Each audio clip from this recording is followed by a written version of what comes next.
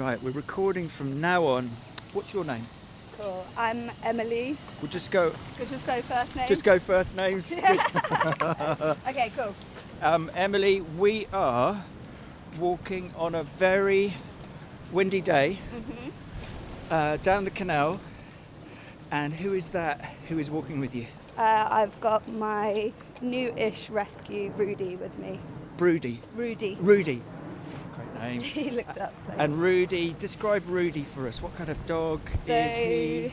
Rudy is a mixed breed from Albania who I rescued at the end of July after volunteering in Albania and falling in love with him.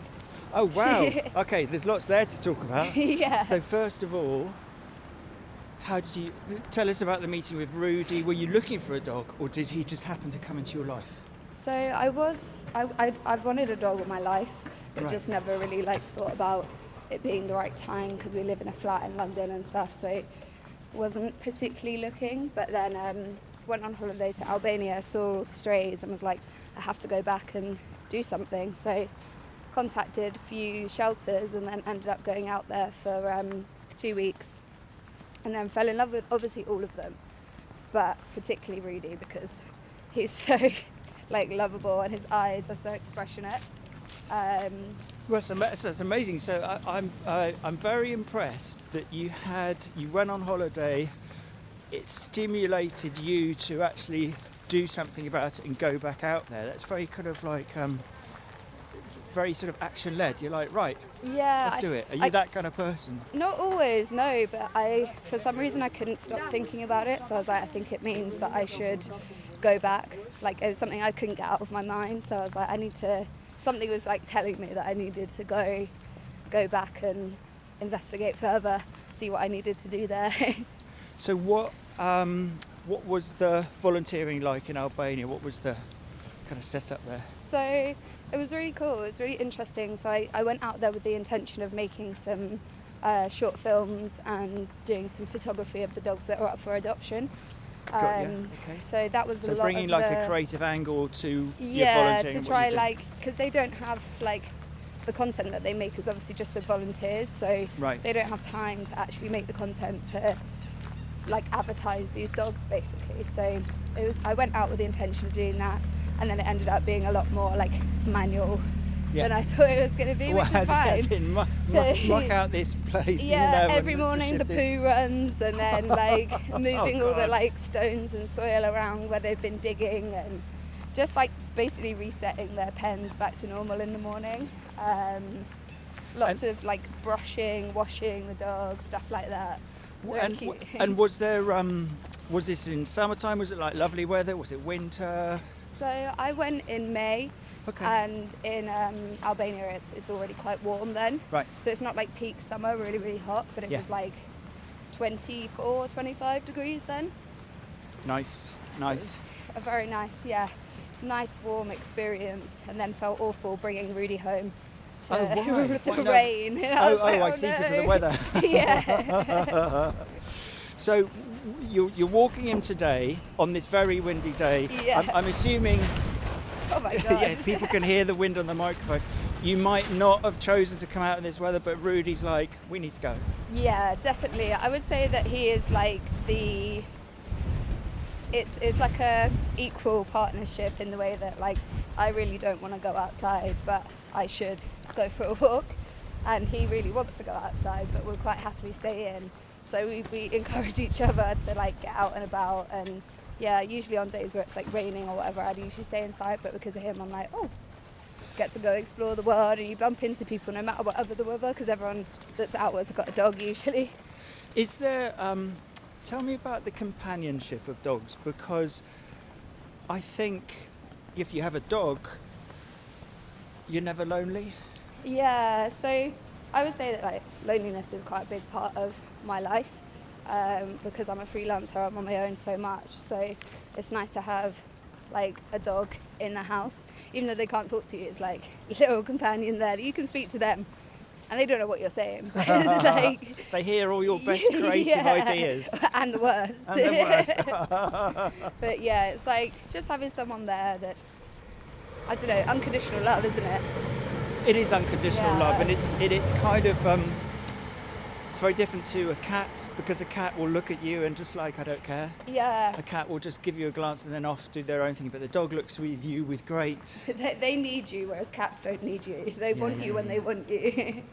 I mean, the thing about loneliness is an interesting one. It comes up in quite a number of the conversations I have, I can imagine. where people are kind of quite honest and just go, sometimes I do feel lonely. Sometimes things are not quite as they should be. What kind of thinking have you done about loneliness, and have you come to any sort of conclusions for yourself about how comfortable you are with it, or how willing you are to sort of break it and step away from loneliness and make sure you're never alone? I would say that I'm like terrible at being on my own. So it's just like the older I get, the more I have to learn that it's okay to be on your own. Like you have to sit in it and just be okay with being with yourself, which I find really, really hard. So I usually just like, as soon as I'm on my own, I like text a friend, like, do you want to go for a walk, or do you want to go work at a coffee shop or something? Just because a lot of my friends are freelance as well, I know that we're probably all sitting in the same loneliness thoughts, but not saying anything. So I usually be the one to like instigate a hangout or something. But for everyone's sake, but mainly mine. Are there times when when you're happy to be on your own? Do you sometimes seek out your own company and go, today I'm going to have... There was this phrase that I learnt from someone I spoke to recently. She talked about solo dates. She's like, I'm on a solo date, which means I'm reframing it so that actually I feel this is for me, and it's, even though I'm alone and maybe I'm feeling lonely, I feel that I'm giving to myself by going out and just sitting here on the grass. Yeah, maybe I should reframe things like that, because I do often do things alone or with Rudy, but like I don't frame it like that. I'm just like, oh, I have to do this thing on my own. Yeah. But maybe it should be reframed as like, oh, this is something that I'm doing for myself, and yeah, I like that idea. But I definitely haven't done that before. You say that as a freelancer, this is kind of part of the deal. If you're a freelancer, well, I suppose it depends what kind of freelancing. It is the nature of the beast. Yeah. That you have time on your own.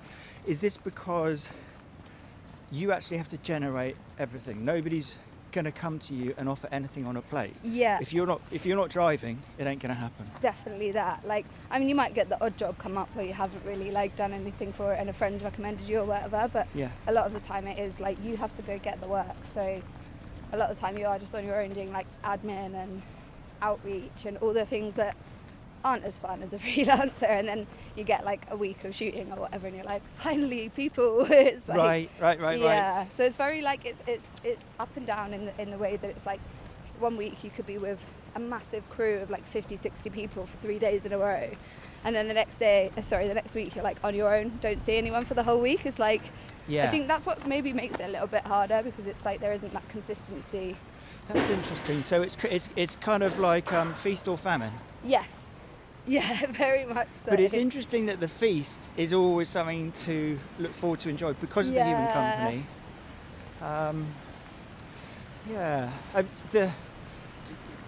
Does each job bring another layer of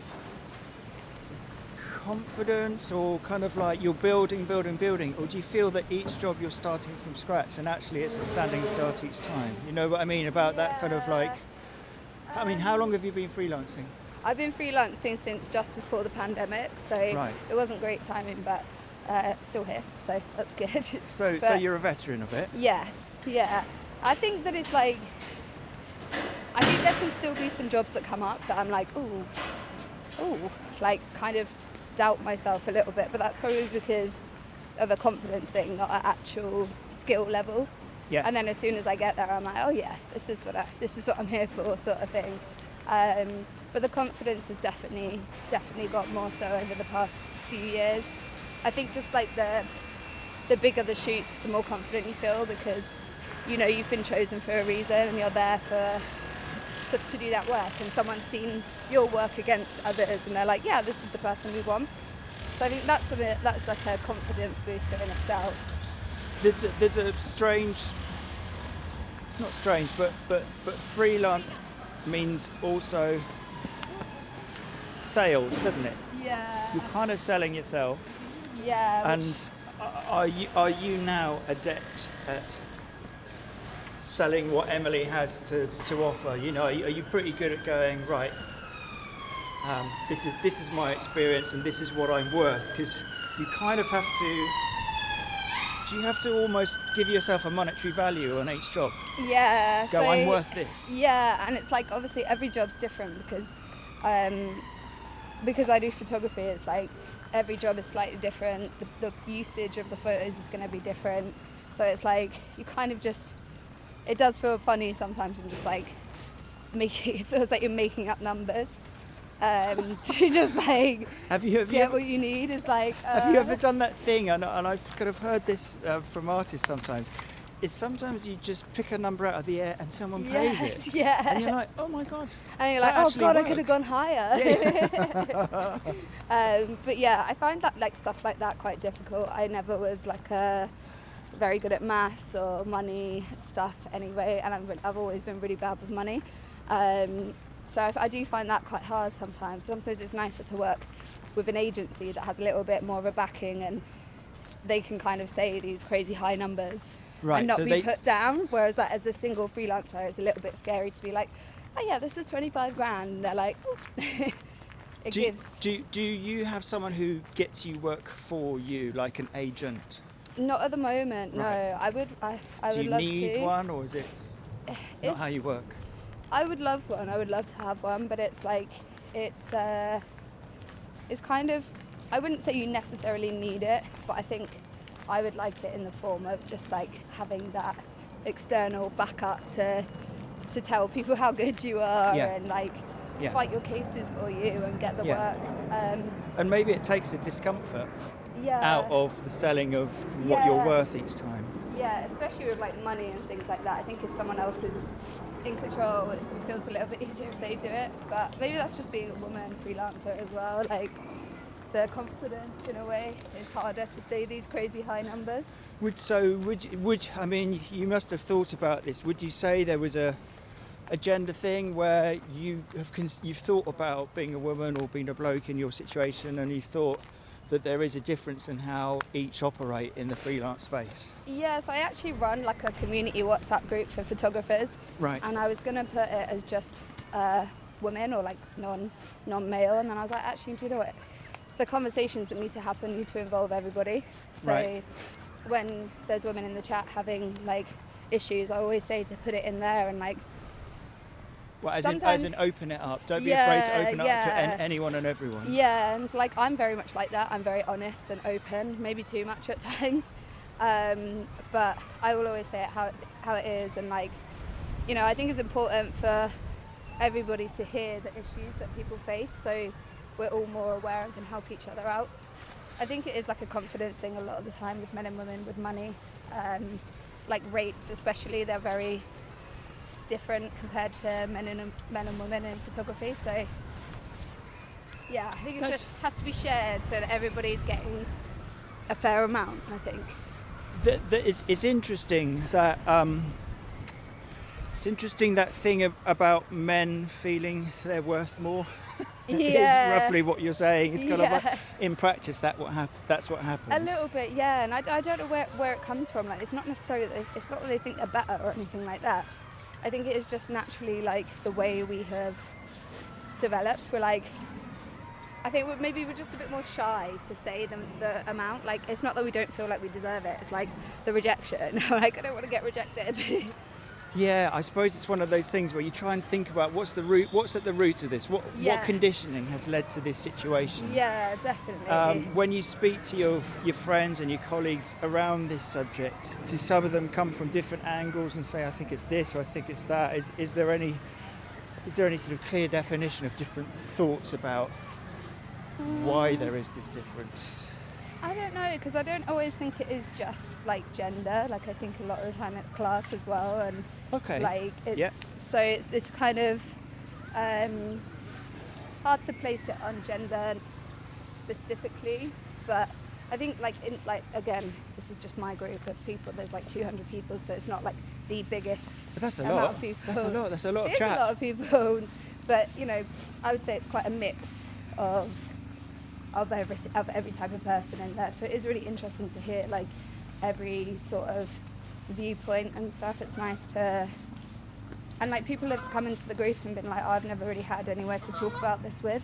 Oh, so that's it's like it's nice for people to be able to talk about rates and just realise sometimes that they're really, really undercharging. Yeah. And like to know that we've given them the confidence to go out there and actually put their rates up for what they deserve. Like, that's good.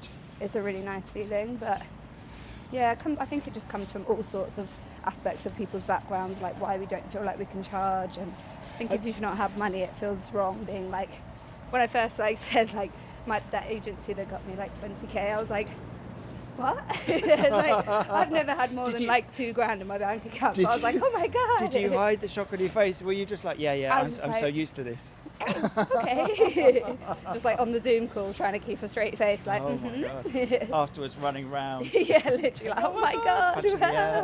It was interesting that you brought in the word class earlier on. Do you feel that you've got a definition of class with your life? Would you say I am this or I am that? Or are you someone who steps away from that kind of definition? I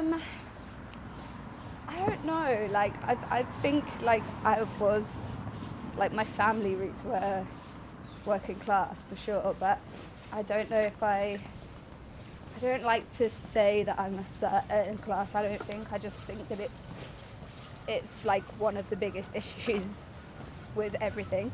So it's like, it's just, it's a difficult one to touch on, isn't it? Because it's like, class can be different for so many people, because you can be in like working class, but you could still have a lot more money than this person that's working class, you know? It's like, it's all very uneven, even though you're split into classes. It's never going to be an equal way to distribute people. Yeah. And also the way we define ourselves. Yeah. And with the way we try and go, well, I'm this or I'm that. And then you think about it and you're like, well, I'm not all of that. Yeah. I'm a pie chart with many different slices and different colours involved. Like I am part of a working class arts group and stuff. And okay, I think so that's part of the identity of that group. Yeah, I associate myself with them for sure because of the way that I've like read about their backgrounds and things like that. I'm like, okay, cool, yeah, I fit. Like I don't feel like I'm going into that group being like, oh, I'm actually upper rich class and being taking from the poor. Like, I know that that's not fact. Like, oh, sorry. And really. So what is that group? How has that group come together? So that was put together by two women. I can't remember their names, but they basically were getting sick of sort of like the upper class taking all the jobs for artists, because I think like the majority of artists that take university courses are working class, but the majority of people that actually are or want to be artists are working class. So it's kind of like the jobs get taken. Right.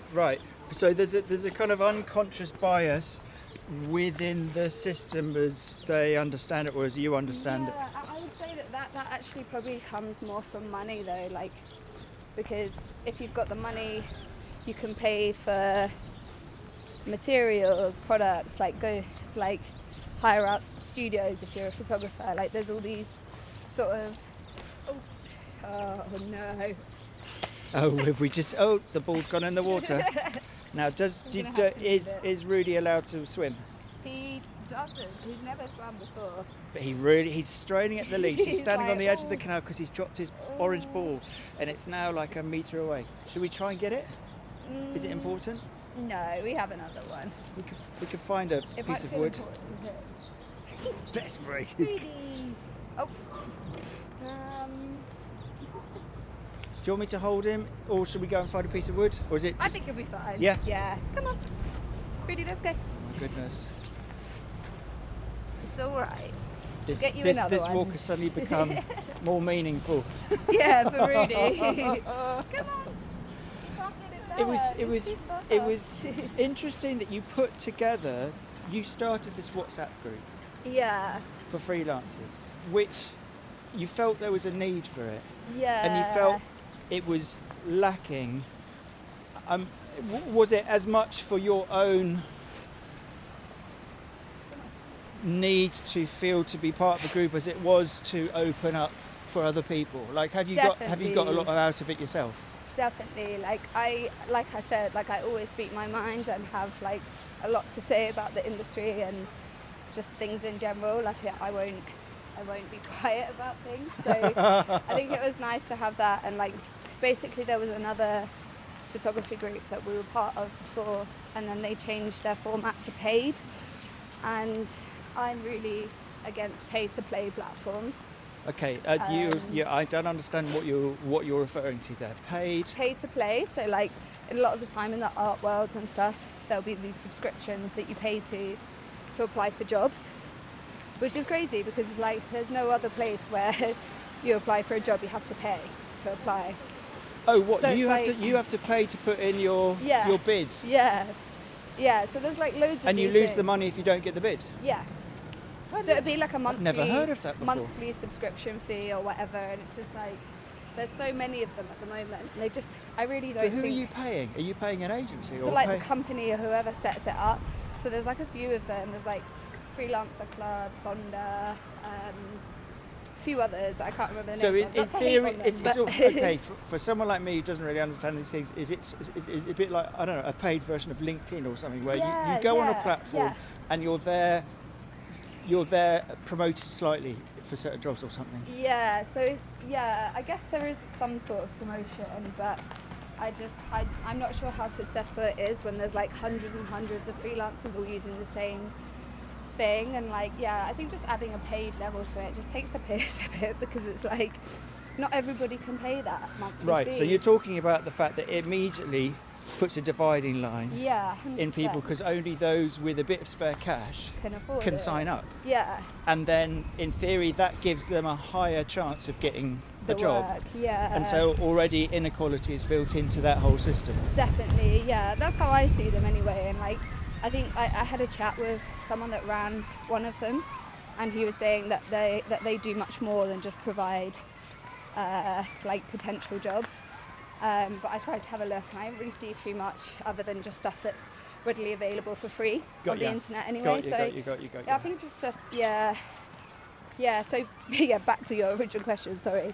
Yeah, that platform went paid, and I was like, I just don't see why we should pay for things like that. So sort of just set up our own group, and we host like meetups and just chat about everything from like rates to equipment and shared jobs and things like that, which is and also not that common in photography, is like people sharing jobs. So if you can't do it, like asking a friend is like not that common, because people get scared that the job's going to get taken. I've heard from sort of creative friends who are in the arts that they do get jobs from mates.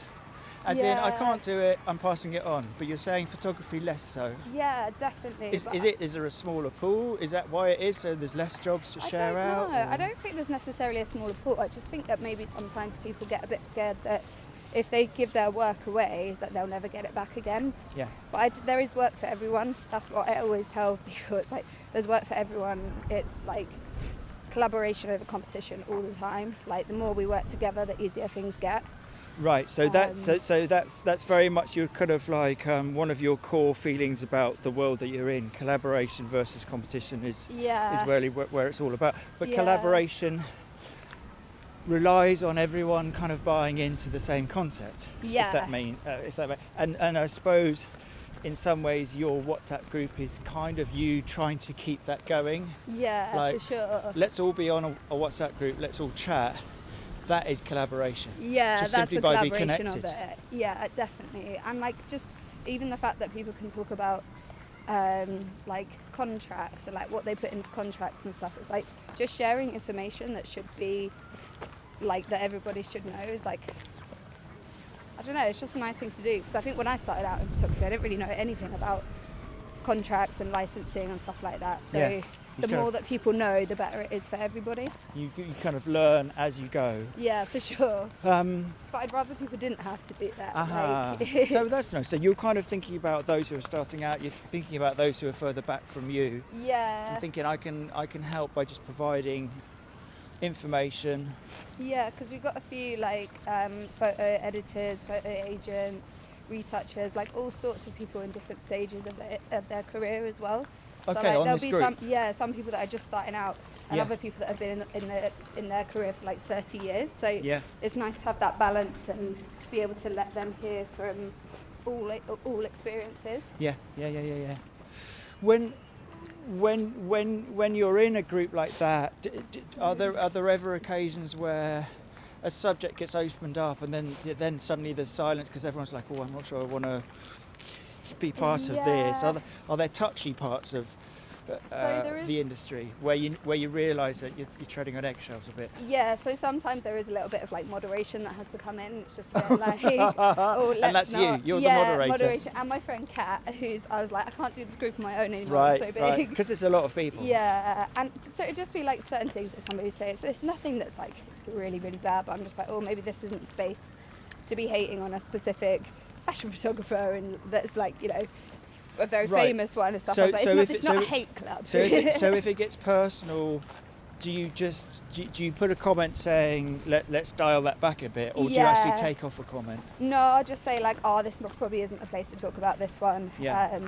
You know, happy for you to take it off the group and chat together, but I don't want to be seen as like a group that's hating on anybody, because it's not what that's about. It's about helping each other, and like, we all have our opinions about some of the old men that are in photography still for years, but like it's not going to get us any further by hating on them.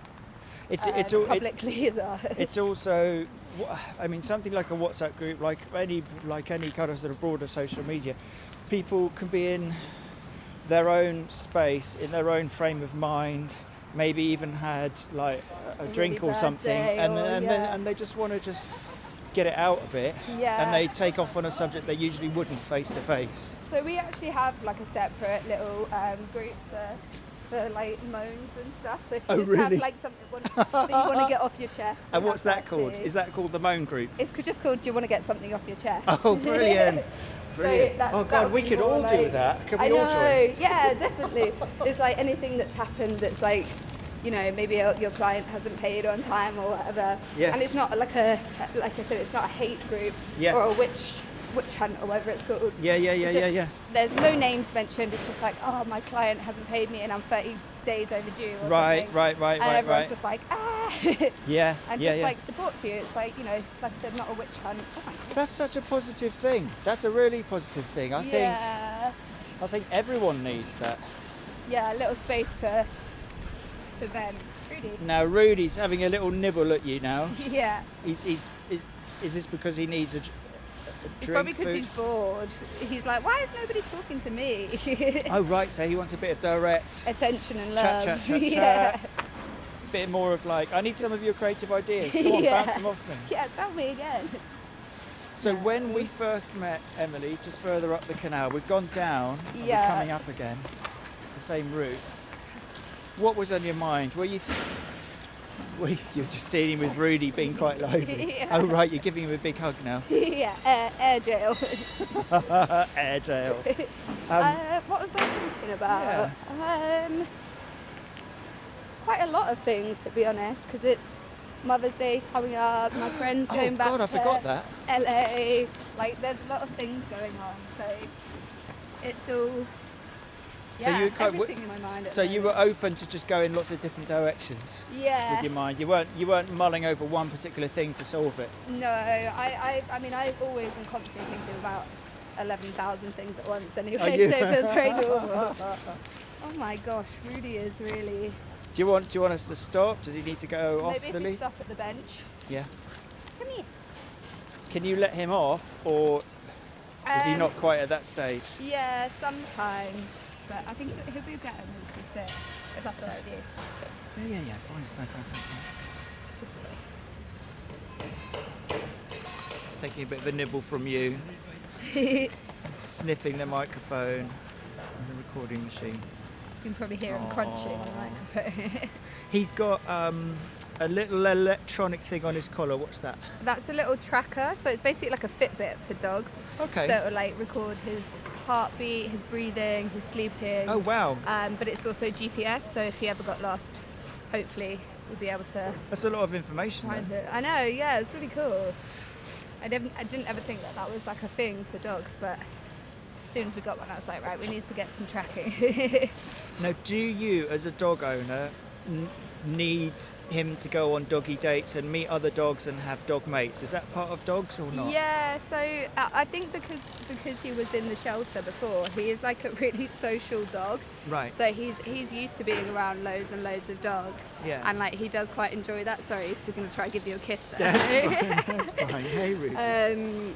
But yeah, I think he loves having like other dog friends to run around with, and Yeah. like we always take him to the park and let him off in the morning, just to like run around with all the dogs that he thinks he knows. Right, so you can let him off. Yeah. Give him a big run, and he can do his thing, and he can come back. You don't have to worry about him scarpering. Most of the time, yeah. Sometimes he will run off. Like the other day, he ran off because he thought he saw a dog that he knew. Like he went so far. I was like, oh my god, calling him back, he wouldn't listen. And then once he ran up to the dog and saw it wasn't, he like just sprinted back towards me, and I was like, thank God.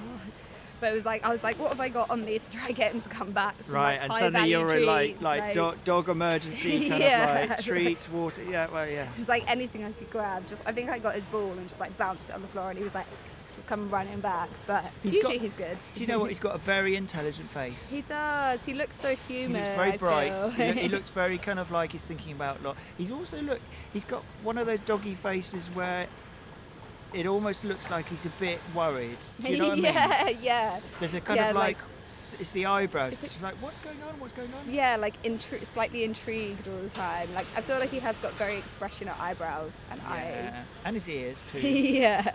giving a nice Aw. yawn. So you mentioned Mother's Day. What are you going to do? I think I'm gonna just get the train to my mum's. She lives in Suffolk, so Right, go nice. back and see her for the day. Go for a That's nice great. dog walk or something. Oh, Just great. like wholesome She'll love day. that. Yeah. Yeah, it's like her grandchild. So. Is she also a doggy person? Yes, yeah, but we never had pets growing up. But my mum did when she was growing up, and my dad did when he was growing up. Right. My mum loves dogs. Great. I think she's been trying to convince my dad for a long time to get one, but So Rudy's part of the leverage. yeah, When Rudy comes, it's like, see. yeah, It can be yeah, look how great lovely he is. Yeah, definitely like that. So Suffolk. What is a Suffolk upbringing like?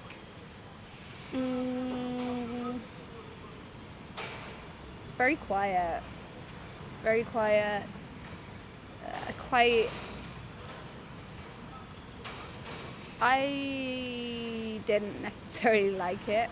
I think especially like towards middle school, upper school sort of age, like just wasn't that nice of a place to be. Not because of family, but because of just the people there, and like, yeah, it just wasn't like the nicest place to grow up. And it's also a bit of a like quite a druggy town.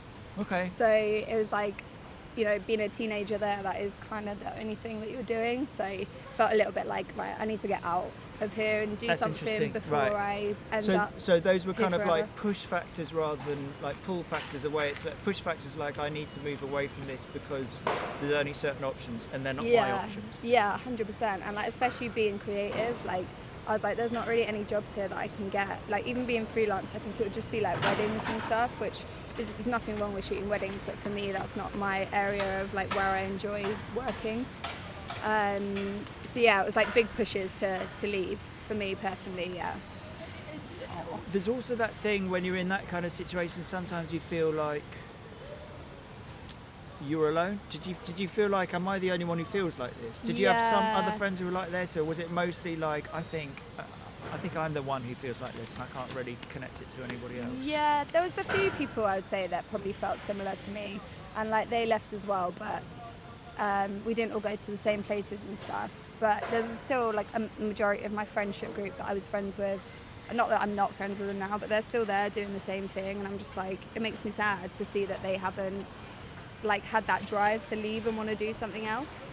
Right. So in a way, like That's it wasn't interesting. just me Yeah. that wanted to leave and stuff, but there was a big majority of the group that were quite content with staying, which is Is each it- to their own. But Is it still the kind of situation where you can go home like at Christmas time and all meet up in the pub? You've still got that kind of connection with your mates back home? some of them, yeah, some of them. Like some of them have moved just slightly out, but like more into the sticks. Yeah. So like I didn't grow up in the sticks, but like Right. a lot of my friends did, and they've moved a little bit further out. But I do keep in contact with them, but it's just yeah, a night at the pub isn't always just a night at the pub with them. So it's like, don't know where this is going to end up. So have to be careful. I like that. Yeah, we all know what you mean. Yeah, exactly. Yeah, Which is when you're in the mood for it, it's like great. exciting. It's like, let's see where this goes. Yeah. But when you're not, you're like, at what point am I going to bail? Yeah, and also it's like I'm staying with my parents. Like, what are we going to do here? Like, makes you feel like you're like 15 again, being really naughty or something. So you came to London. Was it London that you came to initially? Yeah. And you stuck in London? Yeah.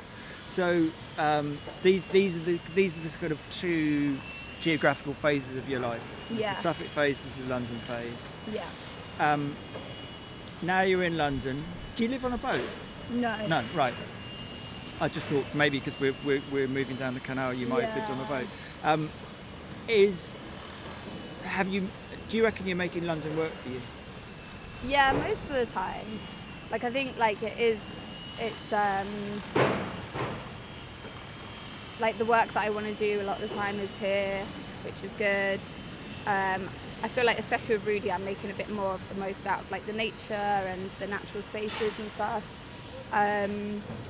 But I do also feel like it's just so expensive now that it's like, maybe this isn't my forever place anymore.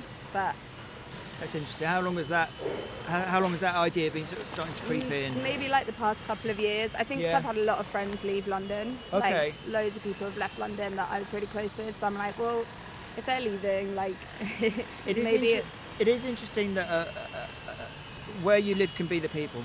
Yeah, 100%. And if the people are not there, you're like, actually, what have I got here? Yeah. It's like, why do you stay somewhere if everybody else is moving and changing, which is obviously just a natural progression of life. But it's, when the people aren't there anymore, it's like, oh, what are we here for, sort of thing. And sort of aside from the work, because work is obviously a pull, because this is London, that's probably where most of the work is. When we talked about Suffolk, there was that push thing of like, I need to get out. Have you got to the stage of thinking about London where you're actively thinking about options yet, or you're just leaving it as a feeling at the moment? Leaving it as a feeling. Like, I know that I probably won't be here for the rest of my life, but like, it would be nice to be here for as long as possible and like, invest some more time into the place, just because it's like, it has been the majority of my adult life, or no, like all of my adult life. So it would be weird to just like up and leave, but I think, like as everyone knows, it's pricing everybody out unless you're mega rich. So we'll see what happens. You need more of those 20 grand contracts. Yeah, I do. I really do.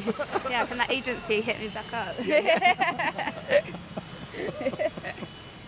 Yeah, that was like a one-off. It's like, that doesn't happen all the time, but when it does, it's like, oh my god. So going back to the beginning of our conversation, we started where we just like the loneliness of freelancing and the role a dog plays in your life, and kind of where you're at now. Do you feel a change is coming, or do you feel like I don't know? Maybe what I do now is what I do now for foreseeable. Yeah, I think like I don't want to change what I'm doing. I want to get like more of the work that aligns with me and stuff, but I don't ever see myself in like a career or life change necessarily. Like, I'm quite happy with the way that things are, and like, I think I'm happy with being the way I am. I think there's always room for change and like things getting better and stuff like that, but it's not always like something that you can set out and do. Like, sometimes it just happens, and like, you put in the work to make it better, but some things are actually situational. Like, you might just meet someone that changes your life in terms of money or friendship. Like, you could meet your best friend one day and they're like, oh, by the way, I've got a house in bloody Cornwall or something, and you're like, okay, cool, let's go there. Like, you just don't know what's around the corner. So I think it's just about staying open and like receptive to the things that are going on around you, and not getting complacent or stuck.